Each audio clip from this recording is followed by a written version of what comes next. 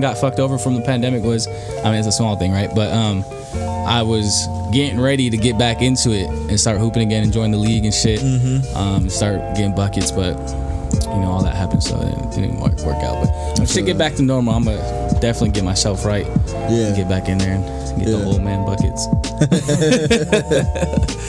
All right. So everybody, this is the Sit Down Podcast. Thank you so much for fucking hitting play. It means the world. If you fuck with this podcast, I fuck with you. If you don't fuck with this podcast, get the fuck out of here, all right? So it goes. It is me, your host, your honored and humbled host. I say that because I'm honored that you're listening to me talk. I'm humbled that you click play. Thank you so much, man. It's me, your host, aka OMG.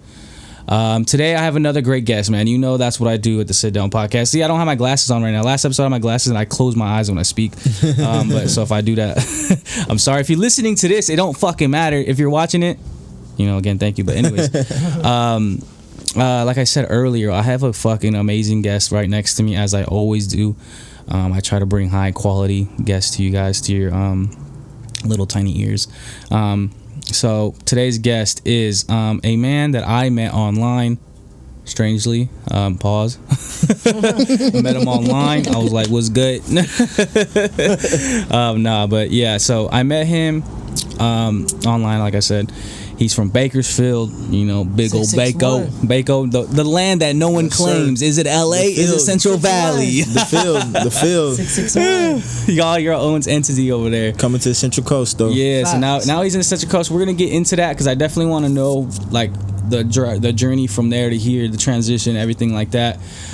So I welcome Niko. How do you say the last part? Cochi. Yes, sir. I always said Niko Cochi. That's how I said it. Niko Cochi, man. I welcome you to the Sit Down Podcast, man. How you doing? How you feeling, bro? I'm doing good, man. Thank you for having me, bro. I appreciate you inviting me up here. Yeah, bro. This is fun, man. I thank you for coming down. Thank you for sitting down, bro. Because at the end of the day, man, I'm not able to have a show if people aren't willing to sit down and talk with me, man. So it means a lot that you agreed to, you showed up. You know what I mean? That means a lot, and this episode's gonna be dope. Fuck yeah. Appreciate it, man. Appreciate it. So, man, you're doing good, man. You've been hooping, man. Yeah, man, been balling up, you know. I didn't introduce you, bro. This is this is my little bro. This is my little bro. Yeah, my name's Nicholas. Okay. But my rap name is Nick is Dope. Yeah. Nick is Dope? Yeah, Nick is Dope. Yeah, he raps too.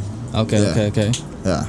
All right, well, if you're watching this video, you see him. If you're not, you're listening to him. He's right beside. You be chiming in, right? Or are you gonna be kind of like alone? I'm gonna be chiming in. You be chiming in? Okay. We'll talk shit with you then too. Of course. So we got another voice in the back. So don't get scared. But how long you been hooping for? You did you hoop like collegiately? Did you get buckets out there, man? How do you play? I've been trash. He's trash. He been catching L's for the last 3 days. I admit Stop it. lying. I admit it. He been giving me L's for 3 days. for like the cool past week. How? He been backing you down or everything. Strap out. Back down. Mainly his strap out. Mainly strap though. Okay. Mainly strap. Okay. Yeah. Going crazy. Strap and dribbling, you know. But I've been playing ball since I was young. You know what I mean? Since I was like 10. So. Like basketball has always been something that I love. That was like I would say basketball was like my first love. Right. You know what I mean? That first time you get that like euphoric feeling of like, damn, like I'm free. This is free. Like, like you ain't worried about nothing. When you on that court, it's just you and the ball and the hoop. You know what I mean? Yeah, like so I played in middle school. I played a little bit in high school. Stopped playing like my sophomore year. Started focusing more on my music and shit like that. Okay. And did you play organized ball like in high school and shit like that? Yeah. I played until my sophomore year. Okay, and you're like, man, fuck this shit. Yeah, I'm outdoors with it. It's like, all right. I saw that you started that little group, bro. That little like balling group. Has that taken off at all? You guys meet up with guys and shit? Yeah, low key. Like we just started it like last week too. So you know, to get like. We probably got like maybe like 20 people in there right now from just like, you know, a couple of days. So I'm trying to get more people to go. And I'm trying to even add more people that's in like, you know, Grover, Pismo, wherever. I'm just not trying to go across the grid to go hoop. You know what I mean? The grade, I mean. I'm trying to, you know, stay on this side. So. Yeah, dude, actually it's a good idea, bro. I think I'm going to start that too because... Man, I miss hooping, bro. You know, like it's fun. Like also too, like hooping by yourself gets old. It does. I used to love it. I used to do it like just cause, like it was one like my thing. But now I'm like, now that I'm older, I'm like 30 minutes by myself. I'm like, that's cool, you know. But I used to be out there for hours. Right. think my imagination has kind of gotten worse. I used to be able to be like, man, what's up, Trace McGrady?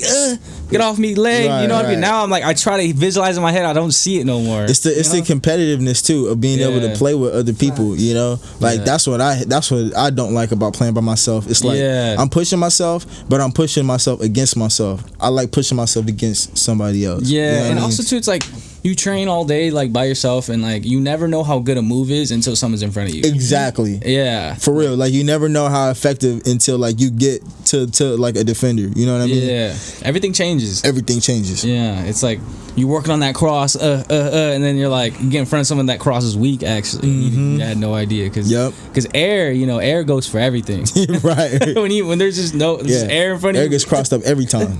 Yeah, exactly. So I think I'm gonna start that, guys. If you're the Fresno, I'm gonna start that, bro. I'm gonna start. Actually, we'll do a sit down podcast balling event, yes, bro. Yes, and I will be there. That'll be fun, bro. That'll be fun. I'm gonna do that, bro. Hell you convinced me. You didn't say nothing, but you convinced me. You're a good salesman, bro. I don't know how you did it. You got me so quick. You know, that's what we do, dude.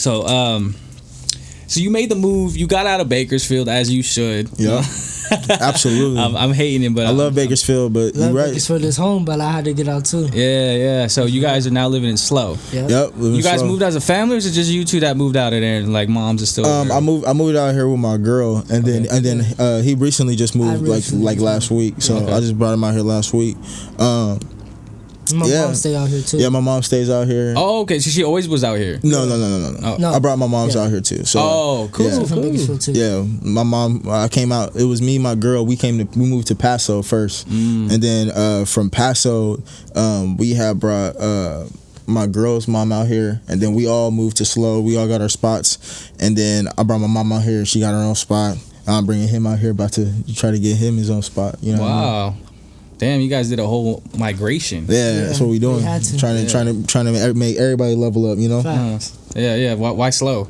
Well, because because Paso was the first choice, and then so once we moved to Paso, we were good there, but then we were like, we're more city people. Let's go to Slow. You know what I mean? It's more people. Yeah. It's more city. It's way more country out there in Paso. Yeah. It's not like super country. Don't get me wrong. It's but wine country. Yeah. I would much rather be in Slow though. You know what I mean? So.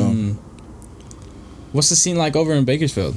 In Bakersfield, man, it's good because like it's good because you like your friends that you meet there and that you grow up with, they're gonna be your friends for life. Like no matter what. Solid. Like the people that you like for me, the people that I've grown up with, I still stay in contact with them today. You know what I mean? Like I got a group chat with a couple of my homies from Bakersfield, and I've had that group chat, since I was like 16. Right. So, and us, even though we're all apart. Group chat since you were 16? Yeah. Damn. With my homies, and I'm 23 now, so. That's a 7-year-long group chat. Yeah. So like, even though like me and my homies, we not together, we still keep in contact with each other. So. That's cool. That's the good thing about Bakersfield. I say but the bad thing about Bakersfield, man, is just too many killings, too many gang violence, too many people getting shot, man. That's really what it is. They hate life over there. Too many lives getting lost, man. Way too many lives getting lost, and not just to like gun violence, but to the streets, everything. You see people are killing for fun out there, right? You see people that you grow up with turning to people that you would never think that they would be, like facts. Do shit that you would never think that they'd do. Like it's pretty crazy. It's pretty crazy. I didn't know Bakersfield. I kind of knew because everything I hear about Bakersfield is always bad news though. Yeah. I never really hear good news coming out of Baco. Right. I'm sure it's there, but it's there. Like staying there, you get the good news. Like there's a whole bunch of good stuff, fun stuff. Like we got the Camelot Park, Robert Bank Arena. Yeah. Like Parks is cool. Yeah. Hoopers are there. Like, but it's just within the streets wise. Yeah. That's where everything unfolds. You can go from one street and it'd be good, then go to the next and it'd be a whole different world. Wow. Yeah. I didn't know it was like that over there. So Slow is a lot better. Everyone's a little nicer. Oh yeah, for sure. A lot better. A lot better. What's your view on the coast as of right now? Musically or just in general? We'll start in general. We'll go. Okay, I say in general. Man, the coast is amazing. Like it is. It's amazing. You know, I really haven't had no really bad experiences out here like that. You know, as far as like people or as far as like things like my environment. You know what I mean? Like everything's been smooth. So I think the Central Coast as a whole is very community based, I would say. You know, people care here. You know what I'm saying? People care here, and they care about not just about like themselves, but they want to see other people succeed too. You know, it's a lot more opportunities here. It's easier to level up here. You know what I mean? And musically, man, I've never seen so many people with home studios in my life since I came out here. Like I had my own home studio. And that was a big deal. You know what I mean? Hell yeah. That was a big deal. I feel dope as fuck having my little studio. Yeah. And so when I came to Slow, I actually like leveled up and got more shit. Because I already had one in Paso, but then I moved to Slow. I just leveled up, got more shit, better shit. And once I started like actually like solidifying myself as an artist in the Central Coast, I started to meet other artists in the Central Coast. And even people at lower levels that aren't even like I would say that aren't reaching their potential, they still have like equipment at their house, like, and it's just like everywhere you go, people got stuff. You know what I mean? And it's like, dang, like I've been to like probably like 14 home studios since I've been in Slow, and it's like I would say it's for musically, it's the most ambitious people here in the coast. These people, they want it. They want it bad, you know. Yeah. And I admire that, and it pushes me to want it even more. You know what I mean? Yeah. So, shout out to the coast. and they like support mad. They do support. They do support. I mean? When they support, they support. If you take it serious, they'll take you serious. Yeah, exactly. You know what I mean? Exactly. Yeah, because I remember I was having that conversation with Lord Sanctus. I don't know. Right. I was having that conversation with him when he came on the show, and I was just telling him like, bro, it's crazy because like it all started with me. Like because my childhood best friend is Isaiah Cooks, and he's cousins with D Banks, and that's how I met D Banks. And ever since I tapped in with him, tapped in with G, it's just like I just keep tapping in more and more because people are just like, oh yeah, like I want to like let's do this, blah blah blah, just making shit happen, you know. And like that's like something that's like rare, you know what I mean? That people like are like willing to fuck with you so hard, like willing to collab with you, willing to put you on and like stuff like that. And I was telling him all that, and he's just like, man, it's just like when you put in the work, like everyone's seen my like the sit downs and shit. Everyone's seen like the work I'm putting in. Absolutely. Helping, and they're helping me. It's like a lend a hand to help, like help another hand. You know what I mean? I feel like that like mentality here is just like, if you taking it serious, we gonna take you serious. You know what I mean? And I fuck with that because that's how it should be. It should. You know, you should reward the people that are pushing to be successful. Exactly. You know, that's definitely a big plus with the coast musically. The people here, they support like 100%. For sure. What do you think? How would you compare the music scene between like here and Baco? What is there differences? I would say Bakersfield, they support it. They support music there, but they don't support their home. I would say this. They support their home. They do support their home. They support people that come from the city. They like to see people come from the city succeed. It's just that how could I say it? They're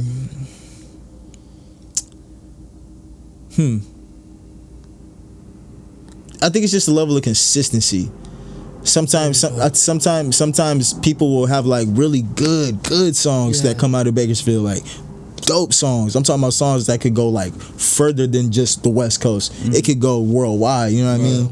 But sometimes they just make that. They got those one songs, and then sometimes quitters. You know, it's not really one hit of quitters. It's just that you never know people's situations. You know what I mean?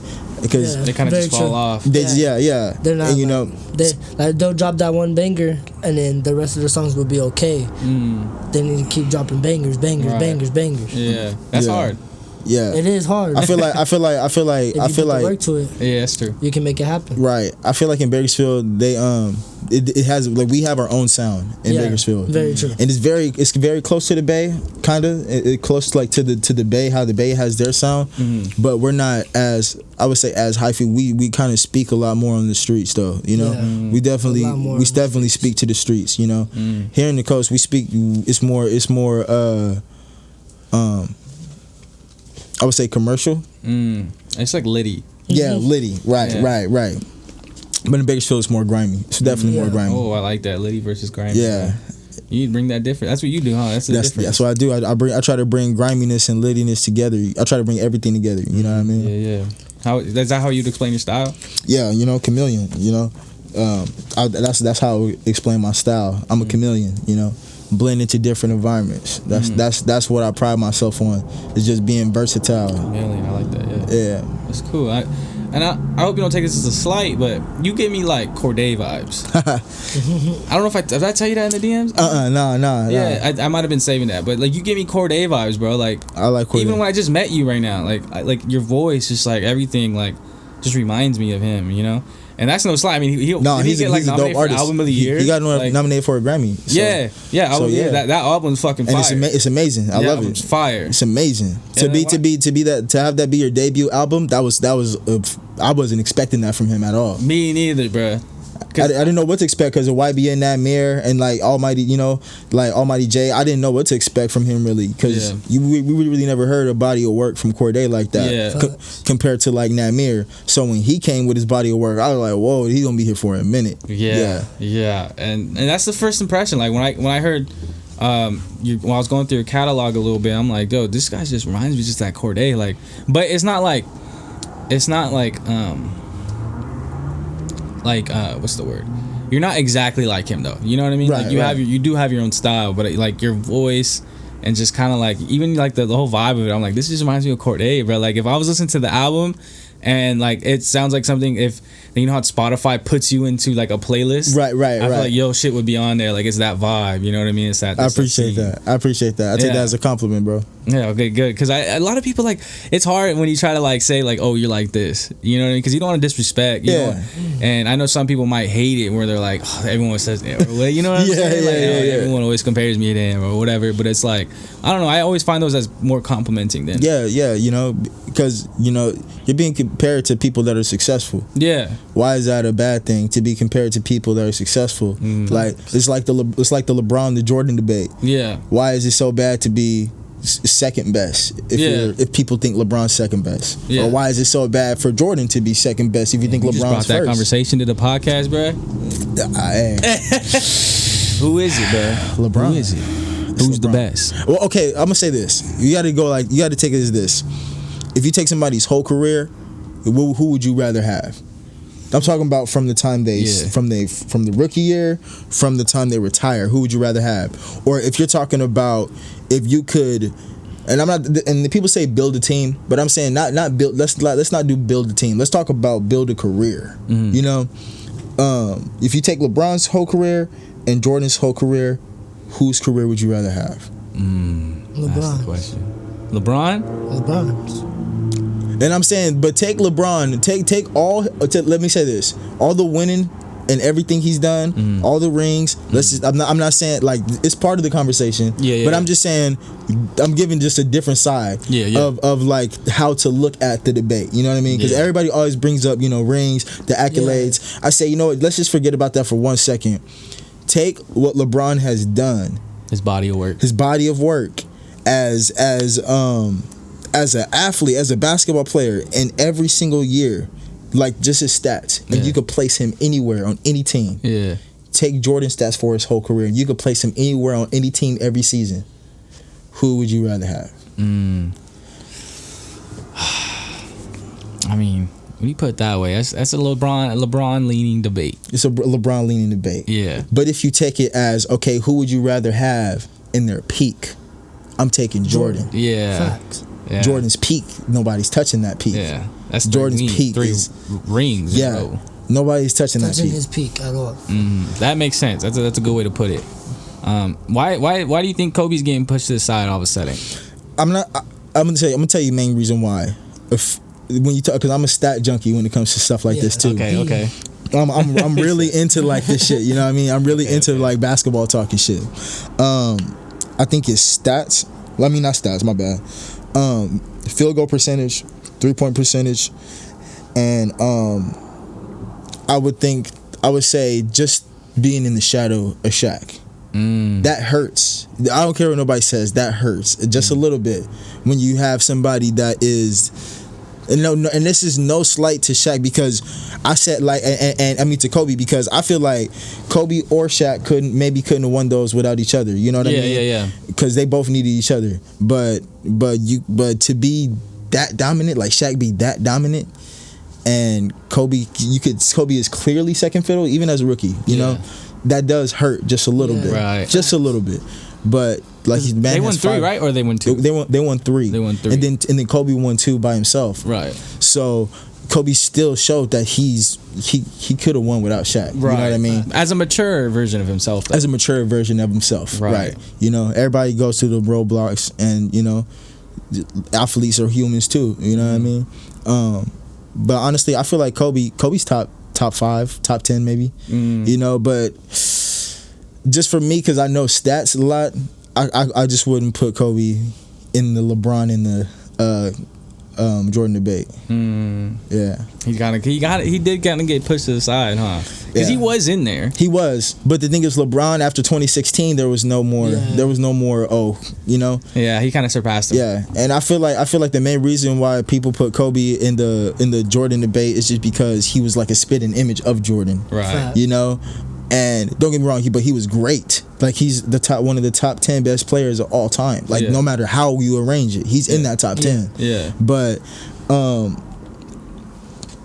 it's more blemishes in his career than LeBron's. And people try to talk about LeBron in like 2011, with the Dallas series. But it's a lot of things that Kobe's done that nobody really talks about. But that things that has hurt him in the GOAT debate. You know what I mean? I see. What do you think about the phrase? Because I said this early on, that Steph Curry was our generation's Michael Jordan. No. Flop.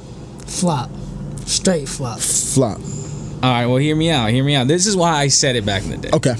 I said it because when Jordan came on the scene, and he started like tearing up all that shit, 6 rings, we know all that.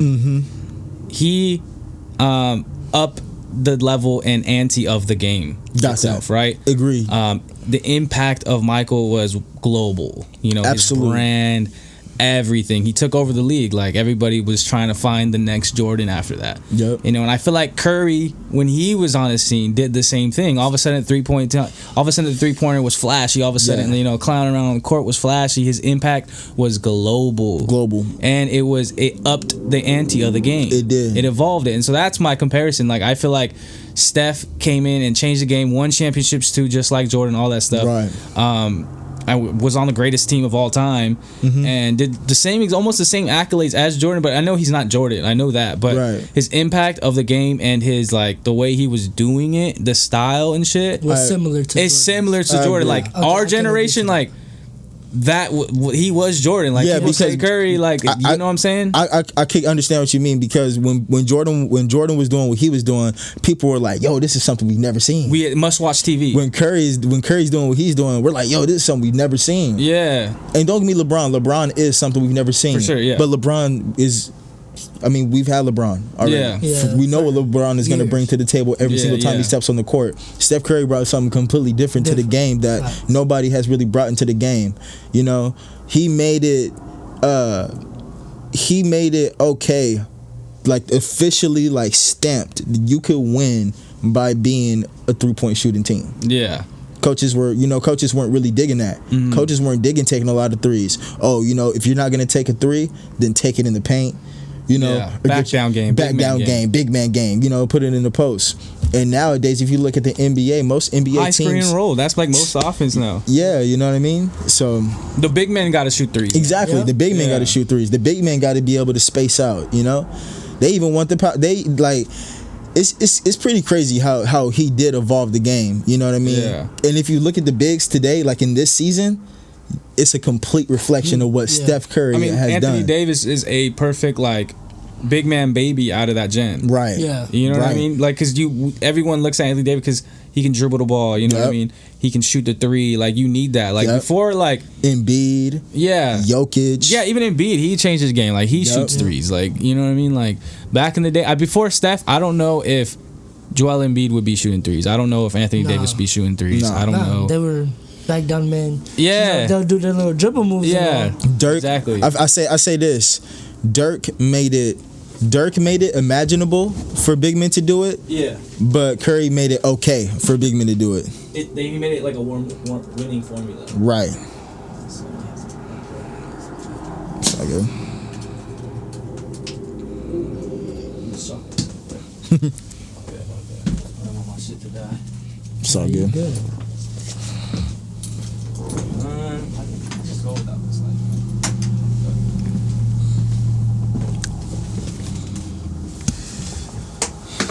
But yeah, Dirk definitely gave you like that. Okay, you know, big men can be saucy. Right, right. Big men can have some like pizzazz to them. You know what I mean? Yeah, for sure. That high little like kick shit he would do, bro. It's crazy. Just crazy. And just drop in that bitch. Unblockable. So what's your opinion on like KD's game? KD is man. He's an animal. Game changer, huh? He's just so efficient. So efficient. And for him to be so tall too is crazy. Yeah. He's a fucking game. Like he's a cheat code. He's a cheat code, man. Yeah. He's a cheat code. Like I don't care what nobody says, man. If you look at KD and what he's done in his career too, scoring wise, I don't think it's anybody that has done it like as efficient as him. He makes it look so easy. Yeah. You know what I mean? Like but I'm not saying that as like efficient as I'm saying efficient as being that big doing what he's doing. Yeah. You know, like being 7 foot tall, pulling up from three like nothing. You know what I mean? Like that's insane. That's insane. And like he's really crossing people up and really playing like he's a guard. Like he's a 7 foot guard. His double cross is gross. Yeah. There's so many people on the Hank, and then just that hezzy in and out. He be doing the most, man. and especially when he's like mid range game. Crazy. Yeah. Like him and Kawhi Leonard, there's no stopping them in the mid range. Yeah, Kawhi's mid range game is pretty disgusting. It's Jordan-esque. That mid range game. It's gross. It's gross. That his post moves and his strength. That's what gets him that. Yeah. You know, he'll bounce on you a couple times, boom, bump you, and you step back just a little bit, little space. He needs. That's all he needs. Buckets. What do you think is going on over there in Brooklyn? You liking it? I do like it. I think it's gonna work.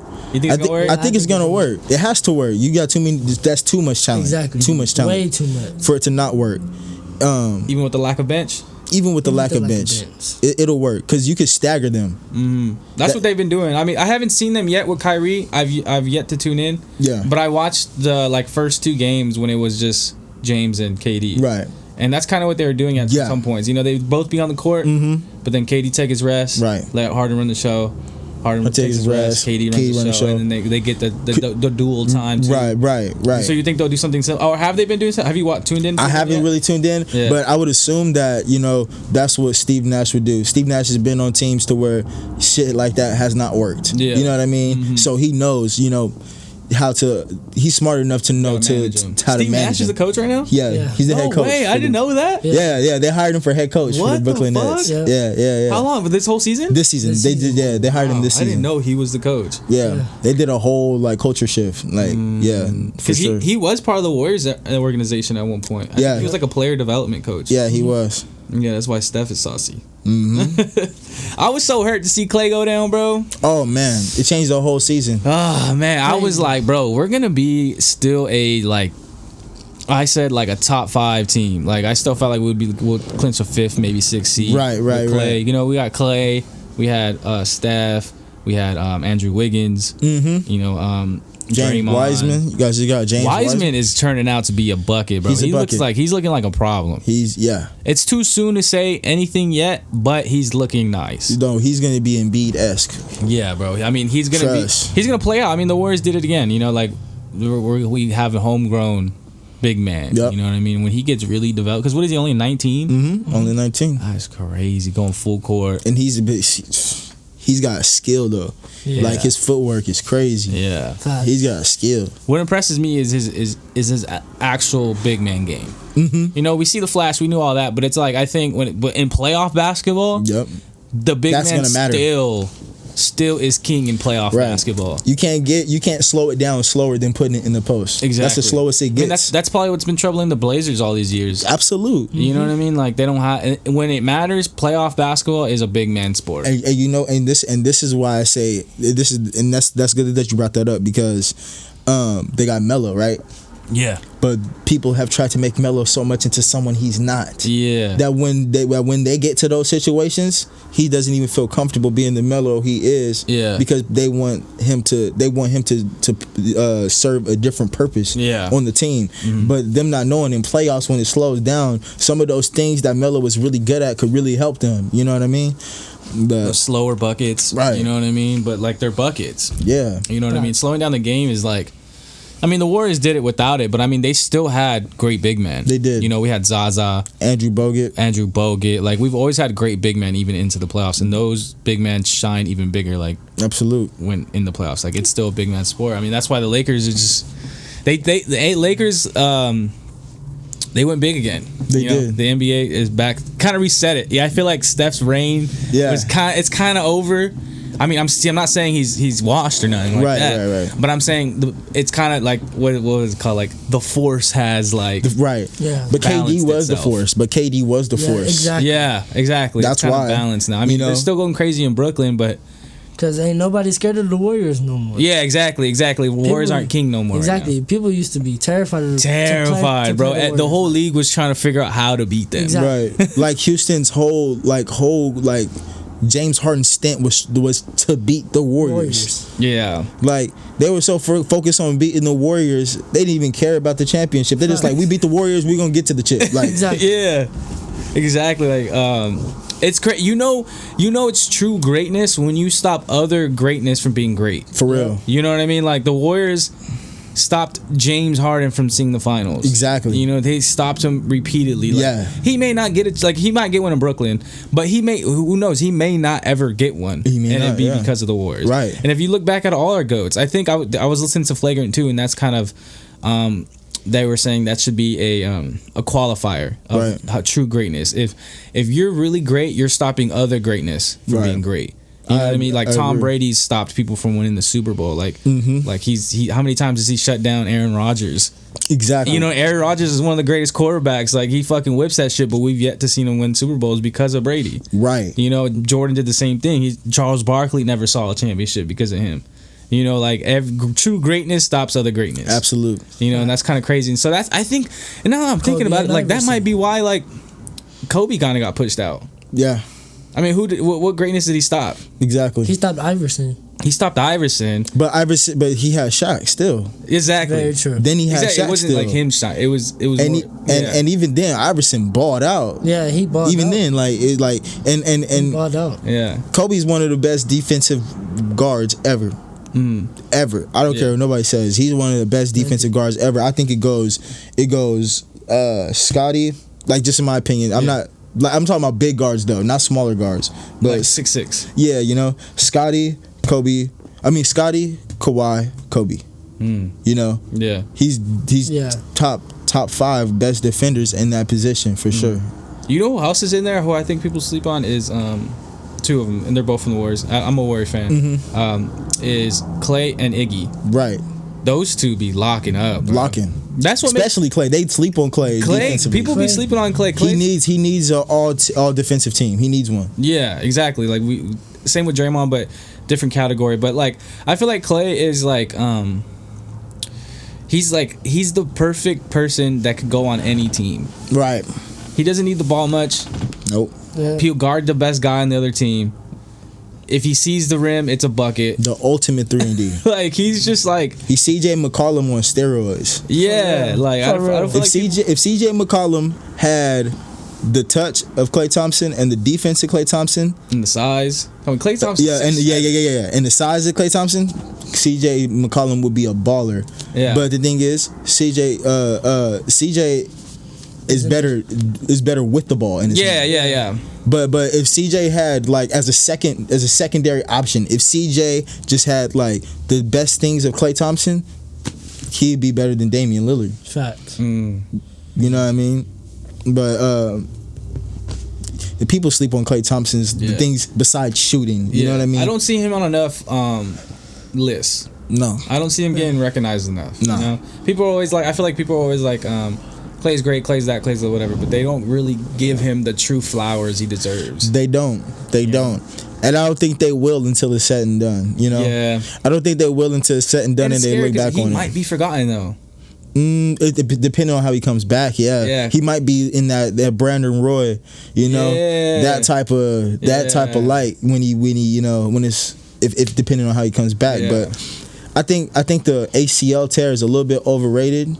Like now we have we've seen people come out of it and be good still, you know, and plus we're in a different age, you know. The players are different, they take care of themselves more, you know, they train harder, you know, they do a lot of more things to like benefit their body than people did back in the 2000s. Even from like the Jordan doc, when like remember when Jordan was talking about how he walked up in the hotel and they was doing like coke, beers and shit like in between games, and Jordan's like, "What the fuck?" Right. We're fucking professional athletes. Like, we're not supposed to be drinking beers and doing coke on the fucking side and shit. Right. Yeah. So nowadays they don't do that. And in the GOAT debate, I was also bring up that, you know, the competition. What was it? You know, like don't get me wrong, like you said, Jordan was like a greatness. He stopped like multiple people from being great. But if you look at if you look at his conference and like some of the people that he had to face, and then like just some of the people that were playing, there's a lot of suspect things going on there. Yeah. And even with like his first years, like not making it to the playoffs, people just completely just like forget about all that. You know what I mean? People act like Jordan was a perfect player. Because we just see the six. Yeah, we just see the six. But I mean, it took him a while to get there. Exactly. It took him a while to get there. It took him It took him Scotty to get there. It took him Scotty to get there. Yeah, he had to go through Detroit. Yeah, he won one playoff game without Scottie Pippen. Literally. Yeah. So people do forget about that part. Yeah. You know, and I think that's what gives LeBron that edge in that conversation. Absolutely. But the six just hangs. It just hangs. It's just too cold like Brady. It's just there. It's because like the three-peat, retire, come back, three-peat, like that's just insane. You know what I mean? Like bro, you on golf course on golf cart smoking cigars and come back and drop like 50. Bro, that's like I think that's night. Like that's what it is. Really, that is insane. Nobody's ever gonna have like a more picture perfect stretch of like time of their career than Jordan. Yeah. The only person it might be Mahomes. That's it. Mahomes might have it. Mahomes is doing some. Mahomes is my favorite player to watch in the NFL. See, I'm not a big NFL guy when it comes to it, but I respect greatness, and when I see it, I see it. You know what I mean? Yeah. And he's a problem, man. Yeah, because Mahomes is I think he's the baby of a perfect quarterback today. Yeah. You know, before he was Aaron Rodgers, like the way it looked, but before it was, you know, Tom Brady, you know, Drew Brees. Right. These guys are older, though, but the new age perfect quarterback looks like Mahomes. Exactly. You know what I mean? Fact. Mahomes also, like, you even see Josh Allen out there. Fun fact, though, Josh Allen was actually from Fireball. So I was in Kalinga. I would play him 3 times a year. Oh, snap. Football, basketball, baseball. That's crazy. We'd fuck him up in basketball. We'd honestly fuck him up in football too. Yeah. But then he'd beat our ass in baseball. That motherfucker could throw. Damn. Throw, bro. That's crazy. So I would see him 3 times. My glory to fame was I intercepted him 1 time. So I was like, let's go, bro. That's dope. Yeah, but Josh Allen, he really grew, bro. He wasn't that big back in high school. He was like 6'2" or something like that. And I remember I saw him at Reedley too. He would fuck up West Hills at Reedley. He fucking broke records, bro. He was slaying that thing in Reedley. It's like, damn, bro. And then just blew up in Wyoming, man. That's what's up. I mean, Josh Allen though, I'm saying like he's athletic though. You need some type of movement. Definitely, you know? Definitely. You know who also who's the blueprint of that though? Who? It just doesn't have the flash like Mahomes is. My bad. Are you good? Is fucking Russell Wilson. Yeah. You know what I mean? Agree. He gets the job done. He gets the like. It's funny. It's crazy watching him play, bro. It's like he just goes positive. He's like Tim Duncan. Yeah, he's Tim Duncan like of, the NFL. That's a perfect comparison. If there was a backboard, he would be hitting that shit every time, bro. Like, cause he just fundamentals, man. Bro, like he nothing there, gets 3 yards on a rush. It's like he's just constantly doing positive. You know what I mean? Right. Just getting the job done, got a couple chips. He definitely is. I love that, bro. Russell Wilson is the Tim Duncan of the NFL. Right. That's, you know, when it's all said and done, he's gonna have a goated career. Everyone's gonna love him. And it's crazy because he's kind of quiet too, like He's Tim quiet Duncan. too, You know, yeah. He's not all out there. You know, he's definitely Tim Duncan of the NFL. And when he talks, it's all like just perfect. You know, simple. You know, he just Like, you feel like if you saw Russell Wilson, he'd just be like the nicest guy. Right. You know, like just, oh, what's going on, man? Like, he would say nice to meet you, or like, it's a pleasure to meet you, when you're just like, what? Like, you're Russell Wilson. Like, it's more of a pleasure of mine. But he just seems so nice. That's crazy, though. I didn't really catch that. Mahomes is definitely becoming that Jordan of the NFL. For sure. But Tom Brady still holds the crown, though. Right. Yeah. 10 Super Bowls? I'm excited for the Super. I haven't been excited for Super Bowl It's in like LeBron-esque, 2-3 years. you know. Like Brady and LeBron is, you know, they both kind of got like the same type of career in a way, you know. Yeah. Like stints of where they're not winning, but like not winning. I'm saying not winning, but not winning championships. But they're just great all the way, no matter what. Yeah. All the way around, they're just great. Even the bad seasons were good. Exactly. Even the bad seasons were good for Brady. like the year that Lakers didn't make the playoffs. LeBron averaged 28, 8-8 that year. In a year where they didn't make the playoffs, and people were saying he's washed. Yeah. 28-8. It's like, bro, you can't go every time. Like really? Like, and he came off the hamstring, you know, the groin injury. So, yeah, people see greatness, and anytime greatness is at a like that high of a level, they just wait for anything that they could hate. Like. Yeah, they want to hate. They just want to hate. Do you think the finals that LeBron just won in the bubble has an asterisk on it? Not at all. No, not at all. You know why? I'm gonna say this. When in normal playoffs, you have home court advantage. You have fans. You have things to help you get to the next. You have things to enhance your chances of winning. You know. Yeah. Some people have, you know, bigger arenas. Some people have more, like you said, more fans. It just depends. Like. But with this one, everybody was put in the same place. Everybody was abiding by the same rules, ate the same food. Guys are playing the same amount of games. You know, they're all there together. You know, like it's like nobody really had an advantage. No, there's no edge. There's no edge. And like if you were playing normally, the 8 seed has an advantage over the 1 seed because of home court advantage. You know what I mean? That's the edge. That's the one edge you do get in the playoffs. So I'm gonna say no. Well earned. But so I'm gonna transition out of LeBron because I do want. I don't know why this question's coming in my head right now. It's so bad. It's still sports related. What's next for Damian Lillard? Ooh. Damian Lillard. What's next for him? Like, he's kind of capped right now. I'm going to tell you what's next for Damian Lillard.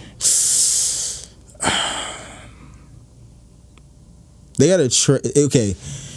In my opinion, they need a good either small forward or power forward. Facts. Well, they tried that with what's his name, right? Aldridge. Yeah. They tried it. Yeah, but that was when Dame was just a baby. Yeah. That was before you know? Dame time. You know, so I was too early. Yeah, too early.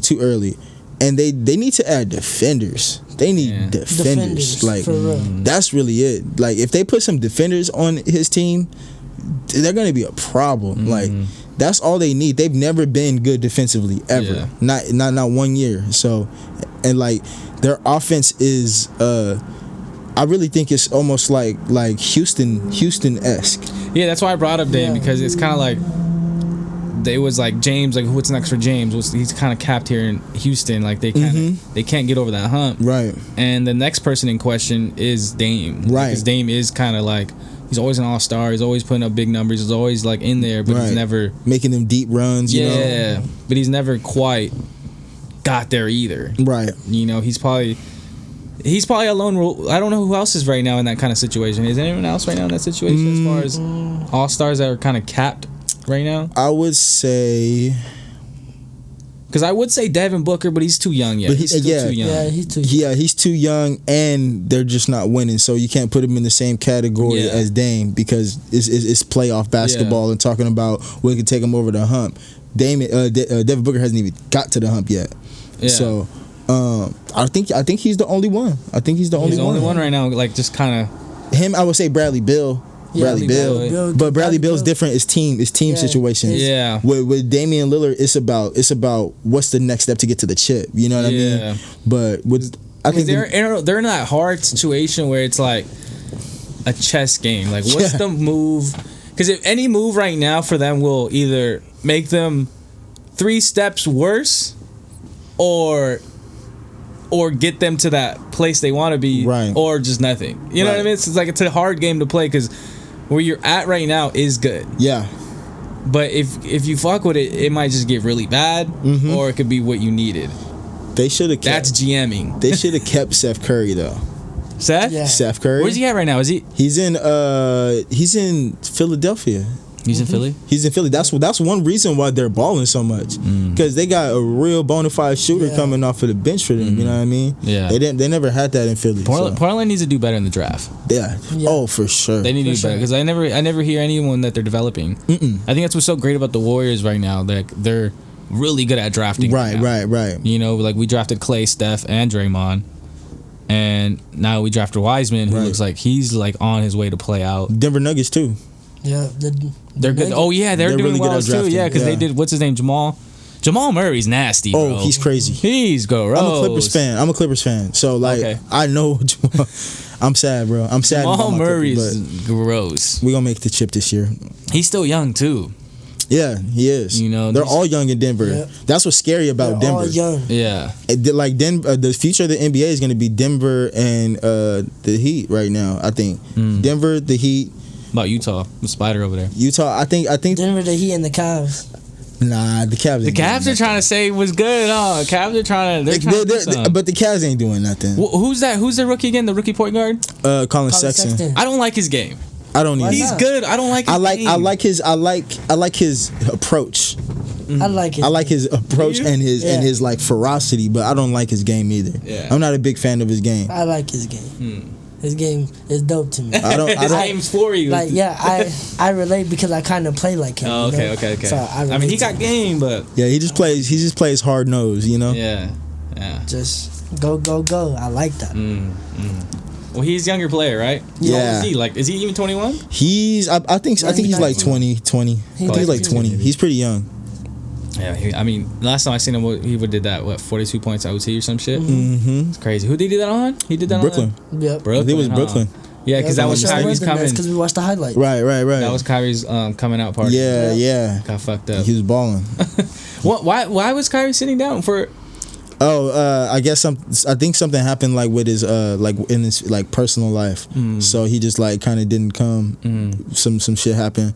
You know, Kyrie's one of those people that man, he's gonna move with the wind. You know what I mean? If he's feeling it, he's feeling it. He's just gonna do what he feels. So I can't really blame Kyrie for that. Everybody deals with their family issues, you know, in their own way. The problem I had is if you're gonna text your teammates, you could text your coach too. You know what I mean? He could handle it better. Yeah, he could have handled it better. I respect that. Yo, I didn't realize we were gonna get into this nice sports conversation. Yeah, for real. Not planned for that. We're almost at an hour. Right? We haven't got into anything what I was gonna talk about, but I love it though. That's kind of what's the beauty of podcasting. Absolutely. You know, it's a long form conversation. Like, you know, whatever kind of transpires. Yeah. So we're an hour in here. So what I'm gonna do, because I definitely wanted to get into your music a little bit. I think we should just start here. Let's just jump right into it. I wanted to I'm gonna play your newest song, Lunchtime Freestyle. Thank you. So everyone can hear it, everything like that. We can get into it a little bit, and then we'll just end the show from right there, man. I loved your video, by the way. I wanted to ask you about that. We'll just kind of let it play in the back. Mm-hmm.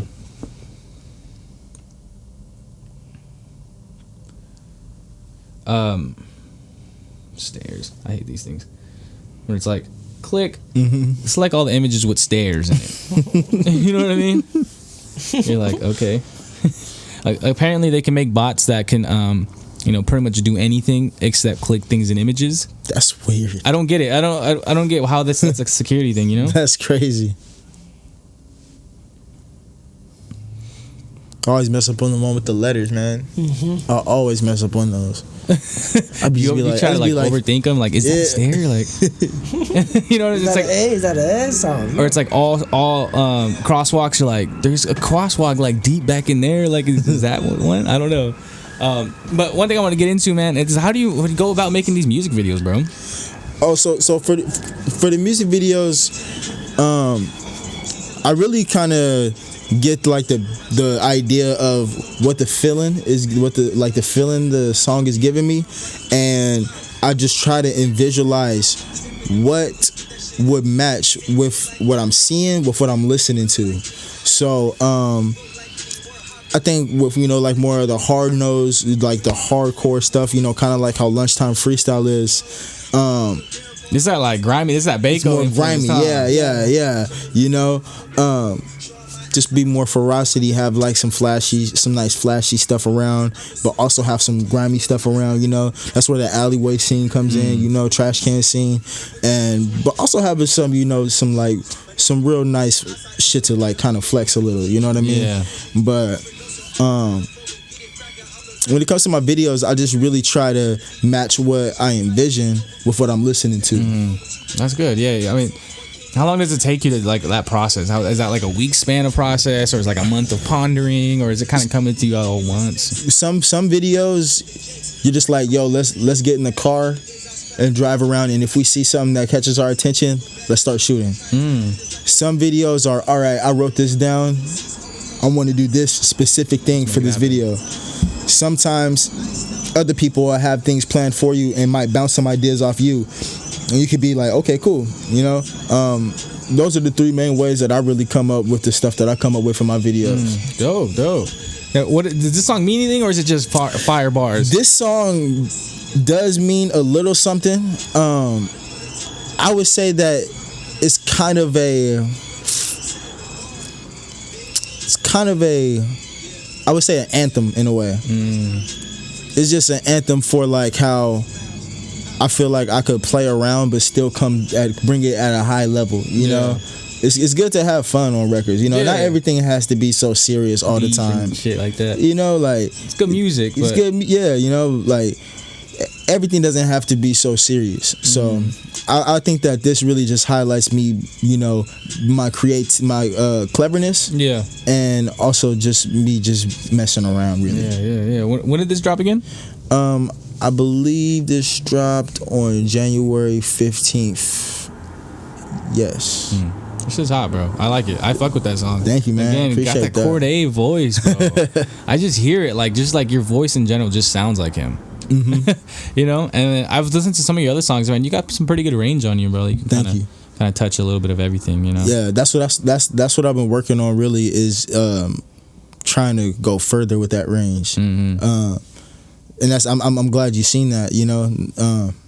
I got a catalog of songs right now that's unreleased, and it's like I'll show you some stuff, man, and it's definitely out there. It's out there. Yeah. Oh, bro, I like that. I like how it's like,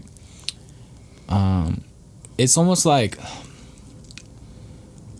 it has like a mainstream sound to it, but it's also very unique. Exactly. You know what I mean? It's not like your common mainstream sound. You hit it on the nose, bro. That's what I aim for. Yeah. I aim for like a mainstream sound, but not so much to where it sounds mainstream. Yeah. To where it still sounds like unique, like, this is something that's different at the same time. Even though it sounds familiar, it still resembles me. It's its own thing. Yeah. Yeah, like Like, we might mistake you with Corday. That's not bad. You know, some shit like that. So I want to end with this question. I do something on my Instagram called Question of the Day. Mm-hmm. I'm just started it last episode. That's dope. Like, not last episode. I started it a couple weeks ago, but I wanted to start like incorporating my Question of the Days into the show. Okay. You know? So I think it's pretty cool. I like that. So one of the questions I haven't made this a question of the day yet, but I'm gonna make it probably tomorrow. And that is the question of, what in your life do you feel most grateful for? I feel most grateful for my daughter. See, I didn't even know you're a father, bro. Yeah, I'm a dad. I feel most grateful for my daughter. My daughter, she opened up the doors for me to be a man. You know what I mean? Like an actual man. Like, you know, people can say, you know, when you turn 18, you're a man. You know, not true. It's not true. I can say firsthand it's not true. You know, I'm 18 right now. Yeah, you know, this is my little bro. You know what I mean? And like, I had to tell him that too. You know, being 18 isn't a man. You know what I mean? Being a man is, you know, having responsibilities, you know, handling your responsibilities, doing things that you don't want to do in life, but you know you need to do in life, you know, just to put you in the positions that you need to be in, you know what I mean, to reap your blessings, you know. Just handling your business. Right. And I feel like my daughter really like is like, for one, bro, she's the love of my life, man, you know, she's my everything, but she helped me get my shit together, you know what I mean?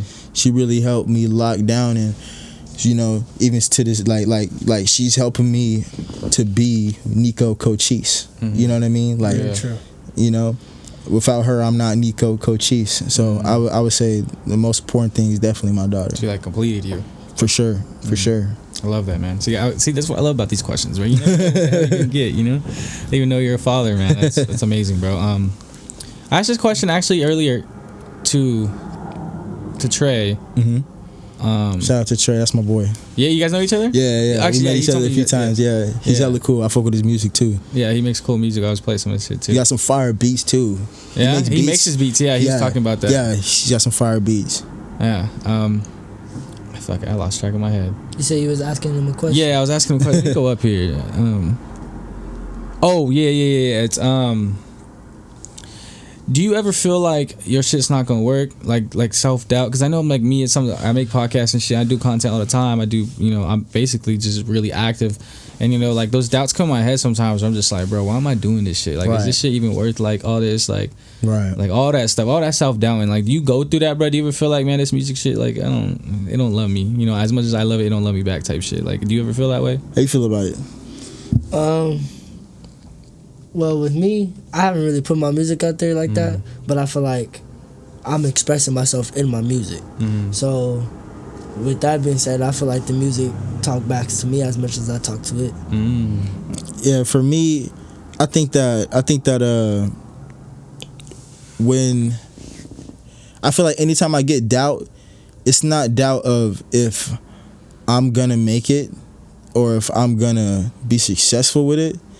It's more so the doubt of how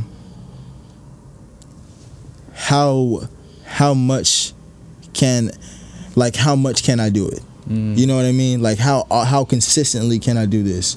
How can I, if I come to roadblocks, how can I maneuver around these roadblocks? You know, I feel like for me the main time that I really feel doubt is when things that are going on outside of what's actually going on in music start to affect the music.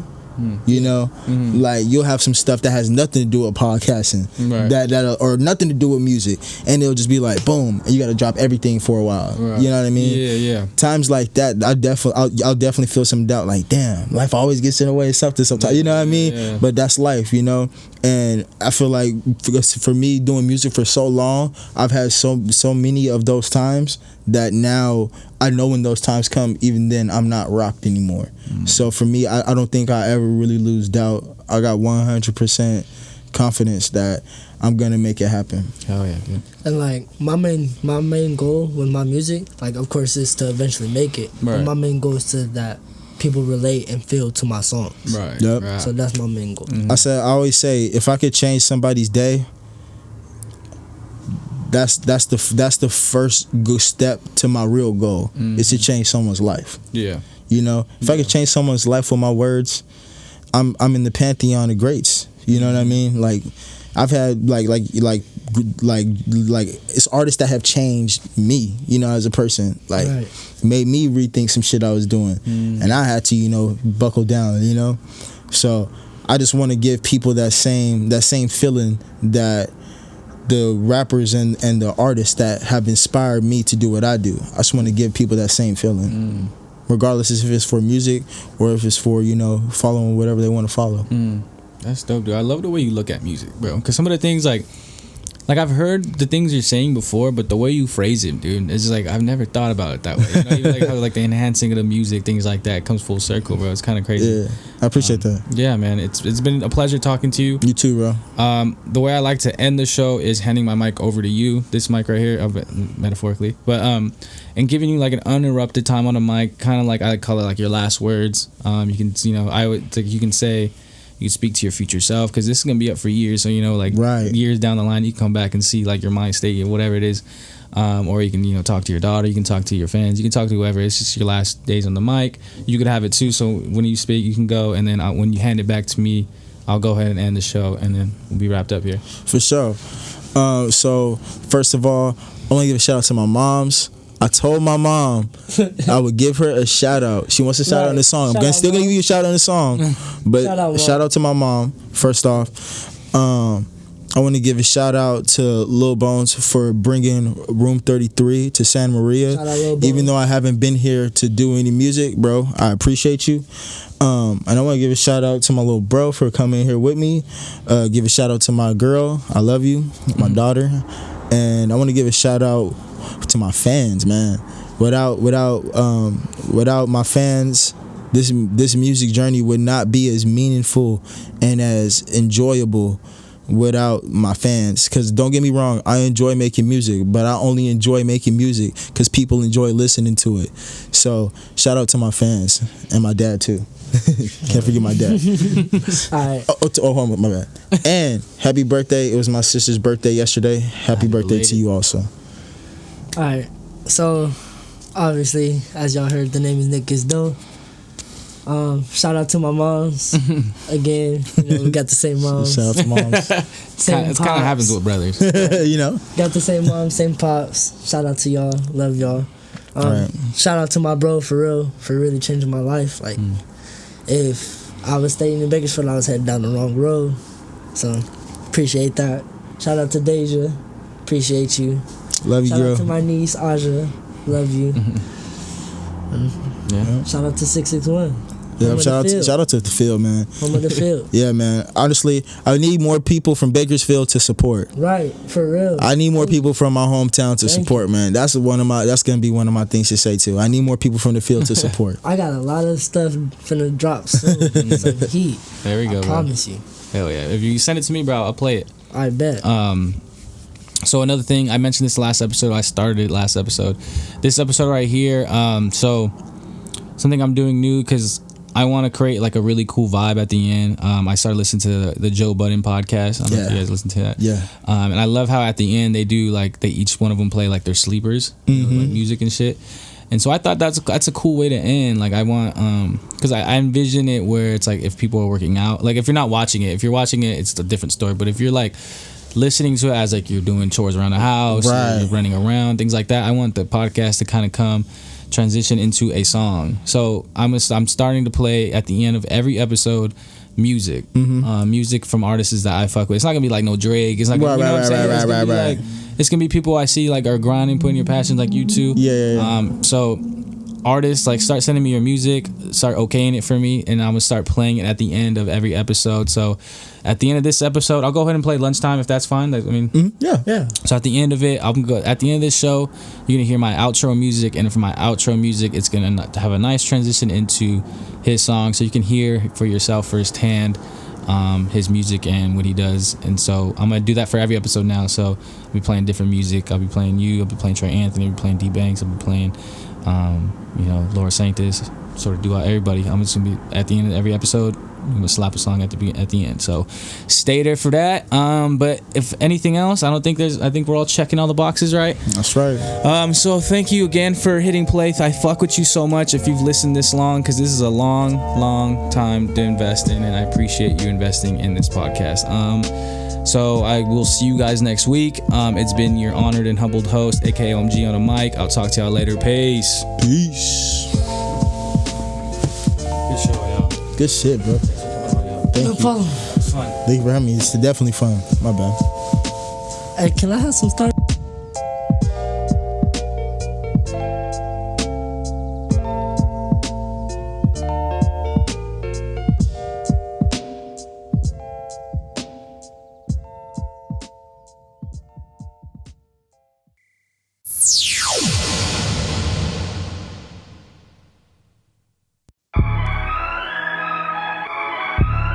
Yeah. Chameleon. Niko Cochi.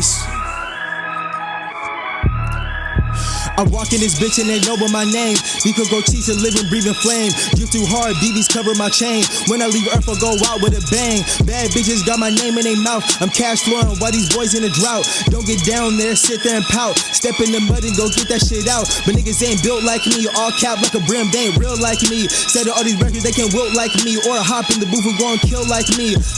Niko original, getting green like a mistletoe. Fuck your bitch, now she pigeon-toed.